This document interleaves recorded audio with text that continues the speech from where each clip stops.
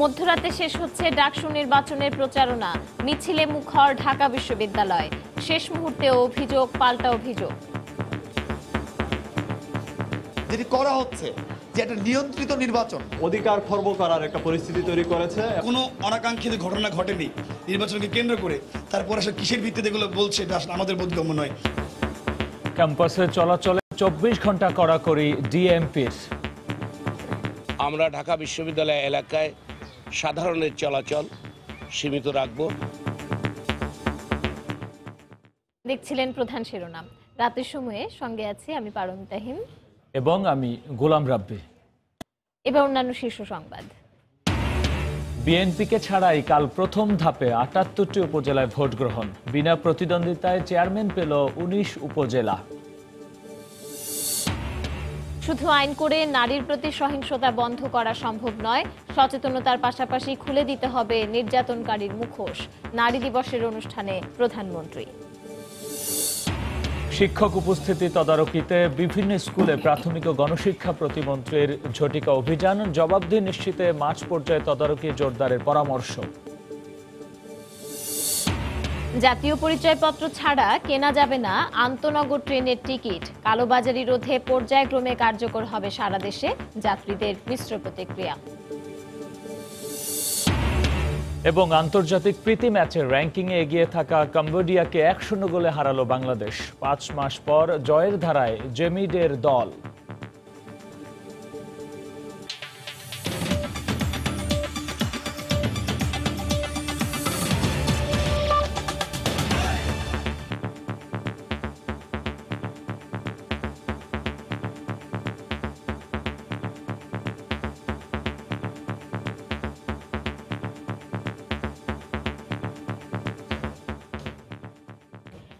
মধ্যরাতে শেষ হচ্ছে ডাকসু নির্বাচনের প্রচারণা।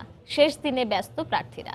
নির্বাচনের সুষ্ঠু পরিবেশ নিয়ে শঙ্কার কথা বলছেন ছাত্রদল ও বাম সংগঠনের নেতারা। তবে ছাত্রলীগ বলছে ক্যাম্পাসে সুষ্ঠু নির্বাচনের পরিবেশ রয়েছে। এদিকে প্রায় ৩ দশক পর জাতীয় ছাত্র সমাজ ক্যাম্পাসে মিছিল বের করলে ধাওয়া দেয় বাম সংগঠনের কর্মীরা। ডিএমপি কমিশনার জানিয়েছেন, নিরাপত্তার স্বার্থে আগামীকাল সন্ধ্যা ৬টা থেকে ১১ই মার্চ সন্ধ্যা ৬টা পর্যন্ত বিশ্ববিদ্যালয় এলাকায় জনসাধারণের চলাচল নিয়ন্ত্রণ করা হবে। প্রায় ৩ দশক পর হতে যাচ্ছে ঢাকা বিশ্ববিদ্যালয় কেন্দ্রীয় ছাত্র সংসদ ও হল সংসদের নির্বাচন। শনিবার ছিল প্রচারণার শেষ দিন। সকাল থেকে ব্যস্ত ছিলেন প্রার্থীরা। দুপুরে অপরাজেয় বাংলার সামনে প্যানেল পরিচিতি সভা করে ছাত্রদল। মধুর ক্যান্টিন সহ ক্যাম্পাসের বিভিন্ন এলাকায় লিফলেট বিতরণ ও প্রচারণা চালায় বাম জোটের প্রার্থীরা। এছাড়া বিভিন্ন আবাসিক হল এবং ক্যাম্পাসের নানা জায়গায় প্রচারণা চালাতে দেখা যায় ছাত্রলীগের প্রার্থীদের। নির্বাচনের পরিবেশ নিয়ে নানা অভিযোগ তুলেছে ছাত্রদল ও বাম সংগঠনের নেতারা। তবে শেষ পর্যন্ত নির্বাচনে থাকার কথা জানান তারা। একটি টেলিভিশন চ্যানেল সর্বোচ্চ 4টি এবং প্রিন্ট মিডিয়া সর্বোচ্চ 2টি। এই প্রক্রিয়াটার মধ্য দিয়ে তো যেটি করা হচ্ছে যে একটা নিয়ন্ত্রিত নির্বাচন, অধিকার খর্ব করার একটা পরিস্থিতি তৈরি করেছে এবং তাদেরকে অনেক ক্ষেত্রে আমাদের সাধারণ ছাত্রছাত্রীরা অধিকার বঞ্চিত হচ্ছে। শিক্ষকদের আমলাতান্ত্রিক একটা জটিলতার যে একটা পরিস্থিতি, ওই কারণে ছাত্রলীগ বলছে নির্বাচনের সুষ্ঠু পরিবেশ রয়েছে। এত বছর পর নির্বাচন, তারপরে কোনো অনাকাঙ্ক্ষিত ঘটনা ঘটেনি নির্বাচনকে কেন্দ্র করে, তারপর আসলে কিসের ভিত্তিতে এগুলো বলছে এটা আসলে আমাদের বোধগম্য নয়। এদিকে দীর্ঘ সময় পর ক্যাম্পাসে মিছিল করে জাতীয় পার্টির ছাত্র সংগঠন জাতীয় ছাত্র সমাজ। এ সময় তাদের ধাওয়া দেয় বাম সংগঠনগুলো। আর ছাত্রলীগ বলছে ডাকসু নির্বাচনকে কেন্দ্র করে ছাত্র সমাজ বা ছাত্র শিবির সহ কোনো নিষিদ্ধ সংগঠনের কর্মসূচির বিরুদ্ধে তারা। ঢাকা বিশ্ববিদ্যালয়ের শাহবাগ থানায় সংবাদ সম্মেলনে ডিএমপি কমিশনার জানান, বিশ্ববিদ্যালয় কর্তৃপক্ষের অনুরোধে রোববার সন্ধ্যা থেকে সোমবার সন্ধ্যা পর্যন্ত ক্যাম্পাসে জনসাধারণ ও যানবাহন চলাচল নিয়ন্ত্রণ করা হবে। 10 তারিখ সন্ধ্যা 6টা থেকে আমরা ঢাকা বিশ্ববিদ্যালয় এলাকায় সাধারণের চলাচল সীমিত রাখব আইন শৃঙ্খলার স্বার্থে, এবং বিভিন্ন জায়গায় আমাদের কয়েকটি চেকপোস্ট থাকবে।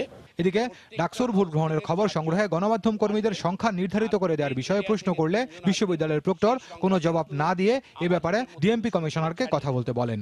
আমার মনে হয় না সংবাদ সংগ্রহের ব্যাপারে এটা কোনো ঘাটতে হবে। খান মোহাম্মদ রুমেল, সময় সংবাদ, ঢাকা। উপজেলা নির্বাচনের খবর। প্রথম ধাপে ৭৮টি উপজেলায় ভোট গ্রহণ অনুষ্ঠিত হবে কাল। এ নির্বাচনের সব দল অংশ না নিলেও ভোটারদের সরব উপস্থিতি থাকবে বলে প্রত্যাশা নির্বাচন কমিশনের। গত ৩রা ফেব্রুয়ারি প্রথমে ৮৭টি উপজেলা নির্বাচনের তফসিল ঘোষণা করা হলেও আদালতের নির্দেশে ৩টি এবং কমিশনের সিদ্ধান্তে আরও ৩টি উপজেলার ভোট বন্ধ হয়। এছাড়াও ৩টি উপজেলার সকল পদে বিনা প্রতিদ্বন্দ্বিতায় নির্বাচিত হয়েছেন একক প্রার্থী। বাকি ৭৮টির মধ্যে ১৬ উপজেলায় বিনা প্রতিদ্বন্দ্বিতায় নির্বাচিত হয়েছেন চেয়ারম্যান প্রার্থী। রোববার সকাল ৮টা থেকে বিকেল ৪টা পর্যন্ত বিরতিহীনভাবে চলবে ভোট গ্রহণ। এই ৭৮ উপজেলায় মোট ভোটার ১,৪২,৪৮,৮৫০ জন। ভোট কেন্দ্রে ৫,৮৫৭টি। চেয়ারম্যান পদে ২০৭ জন, ভাইস চেয়ারম্যান ৩৮৬ জন এবং মহিলা ভাইস চেয়ারম্যান পদে ২৪৯ জন প্রার্থী প্রতিদ্বন্দ্বিতা করছেন। কমিশন বলছে, কোনো অনিয়ম হলে কর্মকর্তাদের জবাবদিহিতার আওতায় আনা হবে।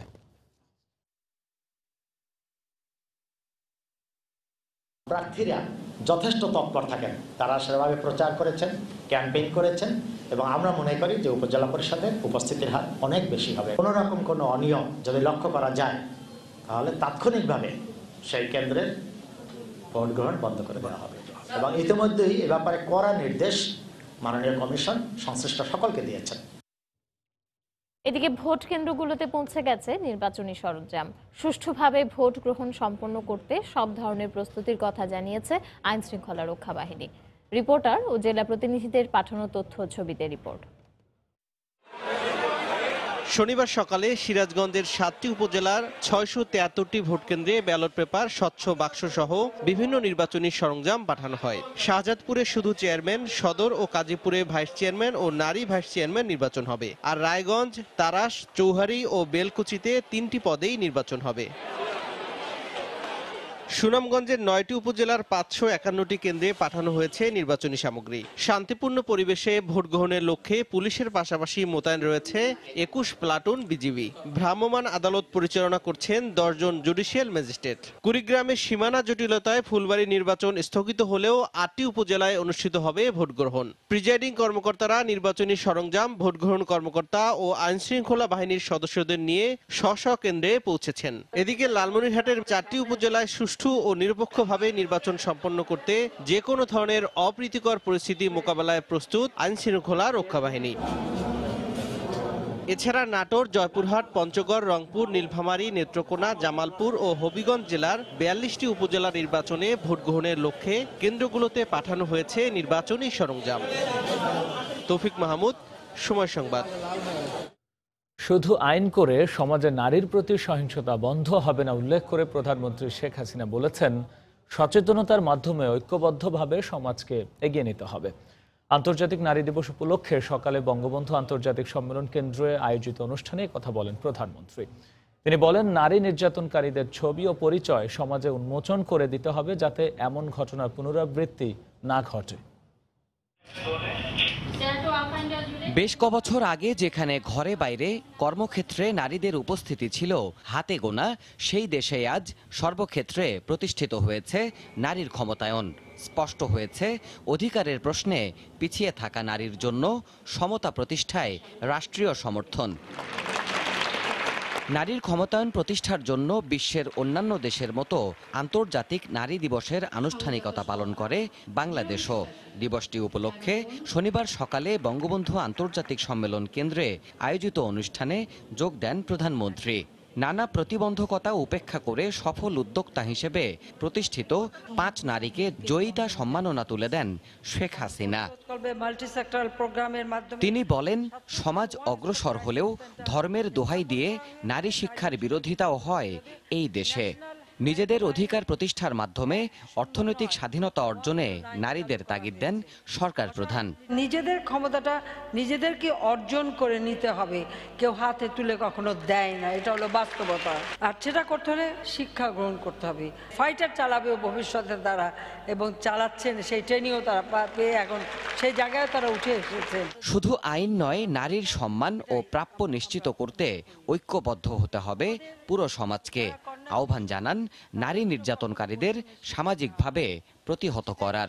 আইন করলে সহিংসতা অথবা বৈষম্য দূর হবে না, এর জন্য সমাজের সচেতনতা সৃষ্টি করা একান্তভাবে দরকার বলে আমি মনে করি। শিশু ধর্ষণ, নারী ধর্ষণ, এটা অত্যন্ত গর্হিত একটা কাজ। যারা এই কাজে লিপ্ত তাদের নাম ধাম চেহারা ভালোভাবে প্রচার করা, সমাজের প্রতি স্তরের মানুষ যেন তাকে ঘৃণার চোখে দেখে, এইভাবে তাকে একেবারে সমাজের বাইরে করে দেওয়া প্রয়োজন। পরে নারী দিবস উপলক্ষে সাংস্কৃতিক পরিবেশনা উপভোগ করেন প্রধানমন্ত্রী। দেবাশিস রায়, সময় সংবাদ, ঢাকা। সরকারি প্রাথমিক বিদ্যালয়ে শিক্ষকদের উপস্থিতির অবস্থা জানতে ঝটিকা অভিযানে রাজধানীর 3টি স্কুল পরিদর্শন করেছেন প্রাথমিক ও গণশিক্ষা প্রতিমন্ত্রী। 2টি প্রাথমিক বিদ্যালয়ে 2 জন শিক্ষিকার দীর্ঘ অনুপস্থিতি পেয়ে তাদের বিরুদ্ধে তাৎক্ষণিক ব্যবস্থা নিতে নির্দেশ দিয়েছেন প্রতিমন্ত্রী। এ বিষয়ে শিক্ষা গবেষকরা বলছেন, মাঠ পর্যায়ে তদারকি জোরদার করে সচেতনতা বাড়ানোর মাধ্যমে স্কুলগুলোর অনিয়ম দূর করা যাবে। শিক্ষার প্রাথমিক স্তরে জবাবদিহিতা নিশ্চিতে রাজধানীর কয়েকটি স্কুলে ঝটিকা সফর করেন প্রাথমিক ও গণশিক্ষা প্রতিমন্ত্রী। আমি মানসম্মত শিক্ষা ব্যবস্থার জন্য যে কোনো মূল্যে এই ব্যবস্থার পরিবর্তন করতে চাই। বিভিন্নভাবে সে মানে ওই অধিদপ্তরের নাম করে করে এরা এরকম করে। আর আমি ডিপিওকেও নির্দেশ দিয়েছি এদেরকে সাসপেন্ড করার জন্য, শোকজ করার জন্য। রোববার দুপুরে মিরপুরে ইব্রাহিমপুর প্রাথমিক সরকারি বিদ্যালয় পরিদর্শন করেন প্রতিমন্ত্রী। বিভিন্ন শ্রেণীকক্ষ ঘুরে তিনি শিক্ষার্থীদের সাথে কথা বলেন। পরে জানা যায়, স্কুলে প্রায় 3 মাস যাবৎ শিক্ষিকা আফরোজা পারভিন শিক্ষা সপ্তাহের স্মারকলিপি প্রস্তুত করার অজুহাত দেখিয়ে স্কুলে আসেন না। এতে করে শিক্ষার্থীদের পড়ালেখা ব্যাহত হচ্ছে। এরপর আরও 2টি স্কুল পরিদর্শন করেন প্রতিমন্ত্রী, যার মধ্যে নাখালপাড়া সরকারি প্রাথমিক বিদ্যালয়ে দেখা যায় শিক্ষিকা রীতা রানী সরকার স্কুলে আসেন না প্রায় 2 বছর। স্কুলের অন্যান্য শিক্ষকরা তার ডেপুটেশনে মুন্সিগঞ্জ থাকার কথা জানালেও এ বিষয়ে কোনো কাগজপত্র দেখাতে পারেননি তারা। অভিযানের বিষয়ে অভিভাবকরা বলছেন, মন্ত্রীর অভিযানে আসার পর আমরা ইনশাআল্লাহ মনে করি সব ঠিক হয়ে যাবে। শিক্ষকরা আরো মনোযোগী হবে এই অভিযানের পর। আর শিক্ষা গবেষকরা বলছেন, ওনাদের এজেন্ডাটাকে বাস্তবায়ন করার জন্য ফিল্ড লেভেল কর্মকর্তা যারা আছেন তারা যদি অ্যাক্টিভলি কর্মরত থাকেন এবং ওনারা যদি রেগুলার মনিটরিংটা করেন, টিচারকে টিচারের অ্যাপ্রোচে মনিটর করতে হবে এবং তাকে পজিটিভলি এই গাইডটা করতে হবে। আপনি অ্যাডমিনিস্ট্রেটিভ ওয়েতে করবেন, এটা খুব বেশি সাস্টেন করবে না। প্রাথমিক শিক্ষা স্তরে বিভিন্ন অনিয়ম দূর করতে এ ধরনের অভিযান চালাবে বলেও জানানো হয়। পিঙ্কি আক্তার, সময় সংবাদ, ঢাকা। রাতের সময় আরও থাকছে। সদরঘাটের লঞ্চের ধাক্কায় নৌকাডুবিতে নিহতদের বাড়িতে শোকের মাতম, এখনো খোঁজ মেলেনি একজনের।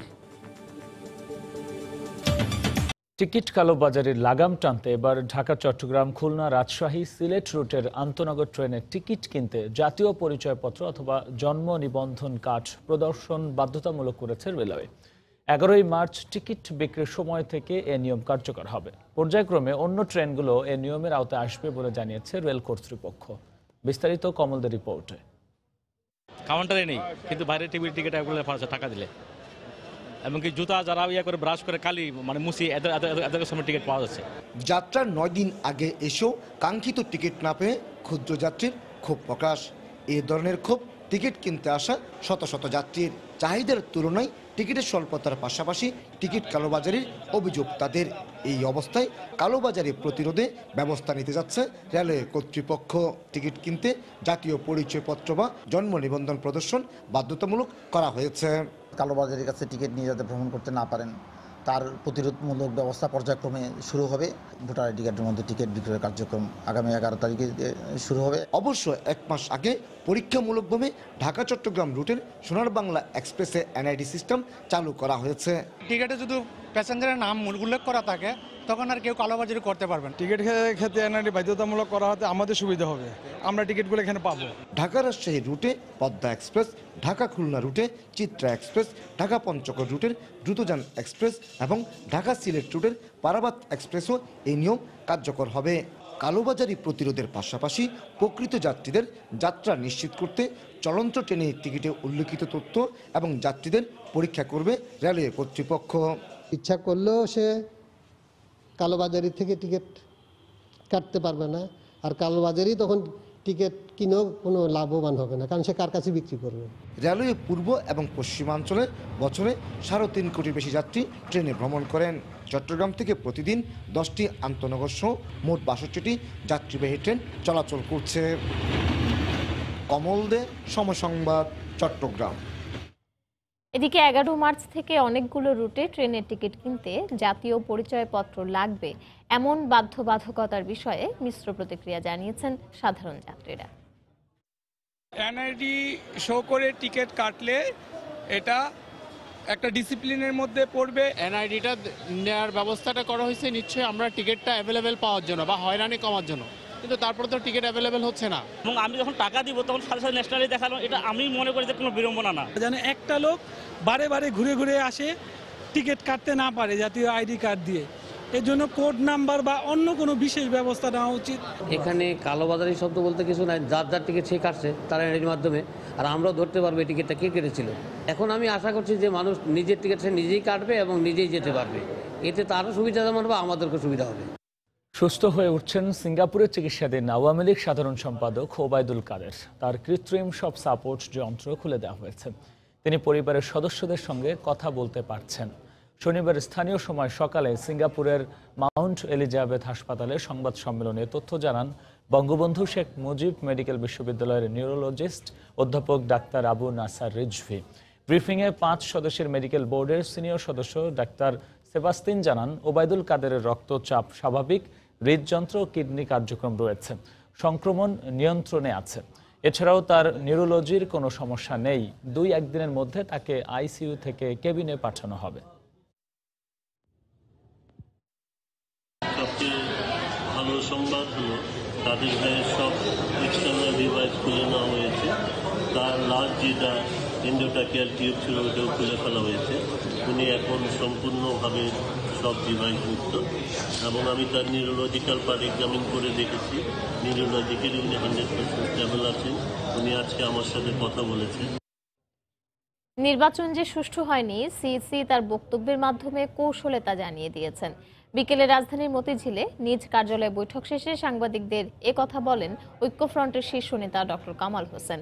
তিনি জানান, গণফোরামের আরেক প্রার্থী মোকাব্বির খানের সংসদের শপথ নেয়ার বিষয়ে দলীয় ফোরামে আলোচনার মাধ্যমে সিদ্ধান্ত নেওয়া হবে। দুঃখ করে বলছেন যে আগের রাত্রে যেন না হয়, এর অর্থ হলো যে আগের রাত্রে যে হয়েছে এটাতে উনি অবশ্যই কিছুটা স্বীকার করছেন, আর স্বীকার করে বলছেন আগের রাত্রে যেন না হয় সেই কারণে ইভিএম ভবিষ্যতে ব্যবহার করা হোক। তো ওনাকে আমি ধন্যবাদ দিই যে উনি কায়দা করে একটা উচিত কথা যদি বলার চেষ্টা করে থাকেন। সিদ্ধান্ত যখন সাপেক্ষ তবে নিতে তো পারেন, না পারেন, দুটাই সিদ্ধান্ত হতে পারে আর কি।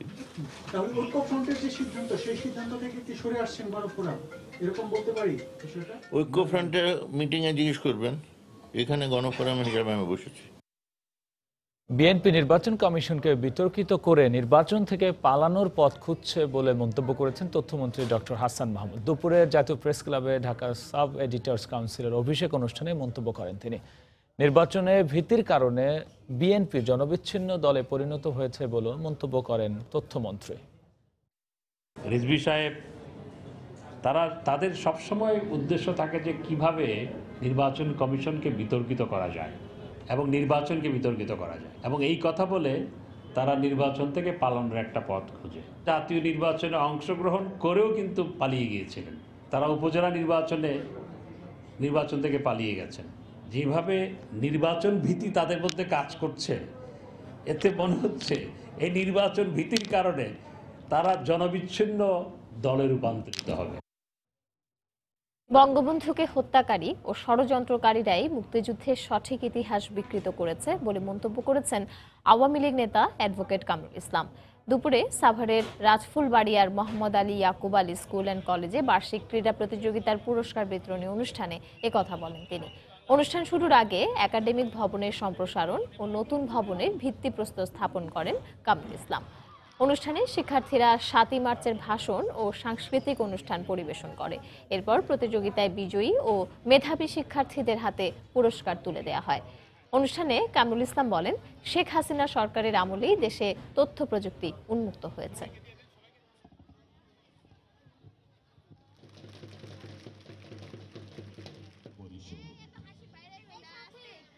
বঙ্গবন্ধুকে হত্যা করে যে শাসক গোষ্ঠী রাষ্ট্রীয় ক্ষমতা দখল করেছিল, তারা এই ইতিহাস আমাদের সন্তানদের জানতে দেয় নাই। এই 7 মার্চ জাতির জনক বঙ্গবন্ধুর যেই স্থানে দাঁড়িয়ে এই ঐতিহাসিক বক্তব্যটি রেখেছেন, কিন্তু সেই খুনি জিয়াউর রহমান ওই স্থানটিকেই বেছে নিয়েছে শিশু পার্ক করার জন্য, যাতে আমার সন্তানরা ওই ঐতিহাসিক স্থানটিকে শনাক্ত করতে না পারে, চিনতে না পারে। এবং যারা এই কাজটা করেছে সেই গণশত্রুদের, সেই বঙ্গবন্ধুর খুনিদের, সেই ইতিহাস বিকৃতিকারীদের তোমাদের ঘৃণা করতে হবে। অভিভাবকদের এবং শিক্ষকদের এই আমার সন্তানদের সামনে মুক্তিযুদ্ধের সঠিক ইতিহাস তুলে ধরতে হবে।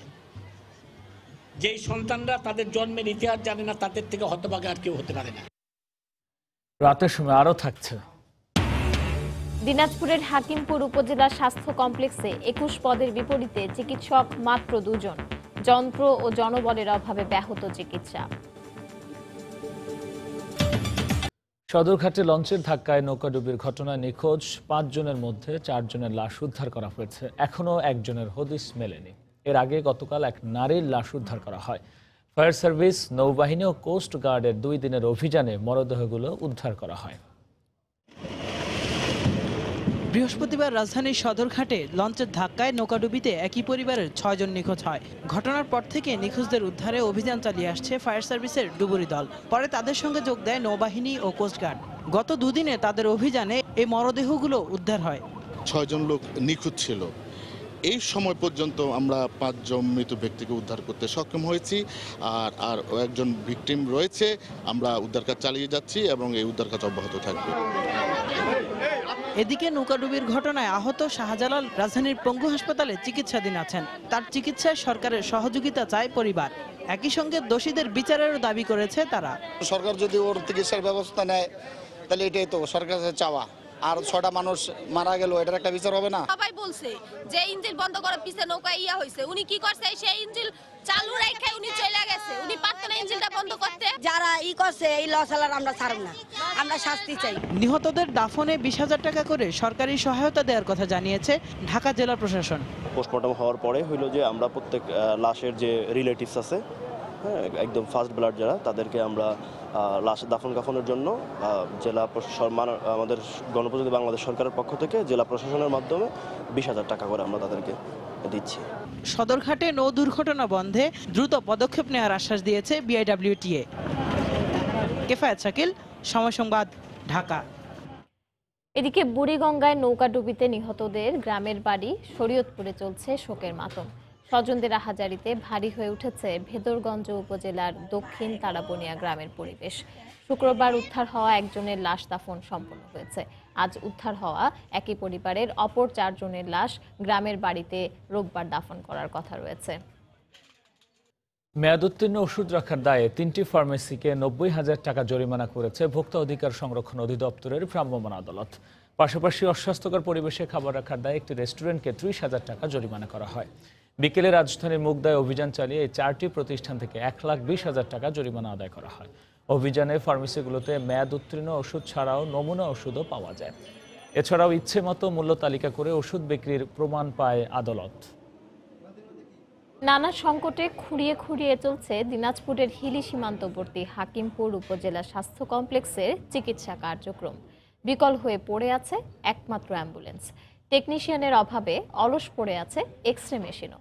21 জন চিকিৎসকের বিপরীতে আছেন মাত্র 2 জন। এ অবস্থায় কাঙ্ক্ষিত সেবা পাচ্ছেন না বলে অভিযোগ রোগীদের। হিলি প্রতিনিধি শফিকুল ইসলাম শফিকের পাঠানো তথ্য ছবি নিয়ে রিপোর্ট। হাকিমপুর উপজেলা স্বাস্থ্য কমপ্লেক্স দিনাজপুর শহর থেকে প্রায় 90 কিলোমিটার দক্ষিণে 50 শয্যা বিশিষ্ট এই স্বাস্থ্য কেন্দ্র। সরকারি সহায়তায় স্বল্প খরচে এখানে চিকিৎসা নিতে আসেন সীমান্তবর্তী এলাকার নানা বয়সী মানুষ, কিন্তু মিলছে না কাঙ্ক্ষিত সেবা। চিকিৎসক ও চিকিৎসা সরঞ্জামের সংকটে ব্যাহত হচ্ছে স্বাস্থ্য কমপ্লেক্সের কার্যক্রম। এতে ক্ষুব্ধ এলাকাবাসী। একটা এমার্জেন্সি একটা অ্যাম্বুলেন্সের প্রয়োজন, সেই অ্যাম্বুলেন্স আমাদের নাই। আমাদের এখানে যে অ্যাম্বুলেন্স আছে সেটা একবারে অকেজো। বাইরে থেকে অ্যাম্বুলেন্স আনতে হলো, আনে আমার মাকে নিয়ে রংপুর নিয়ে যাওয়া হচ্ছে। এখানে ডাক্তারের প্রয়োজন অনেক। একটা যদি পেট ব্যথা রুগী আসে তবুও তাকে নিয়ে যেতে হয় জয়পুরহাটে।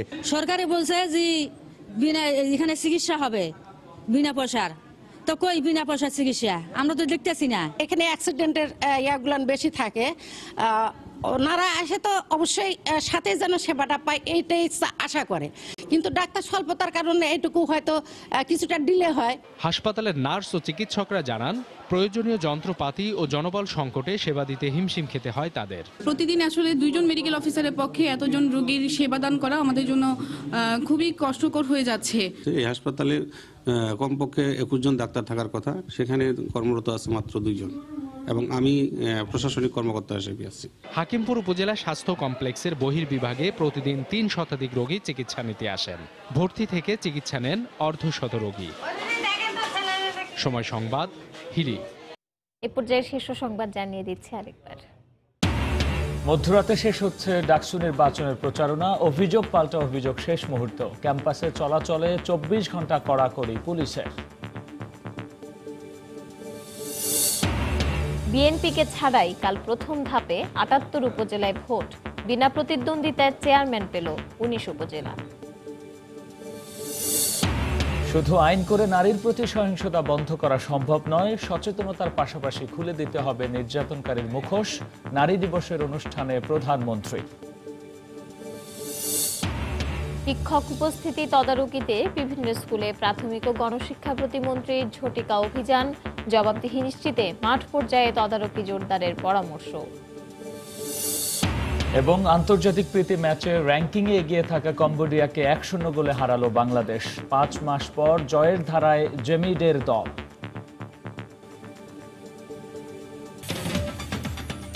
এই ছিল রাতের সময়। আপনার মোবাইলের সময় সংবাদ দেখতেও সব খবর পেতে ডাউনলোড করুন সময় অ্যাপ। সঙ্গে থাকুন সময়।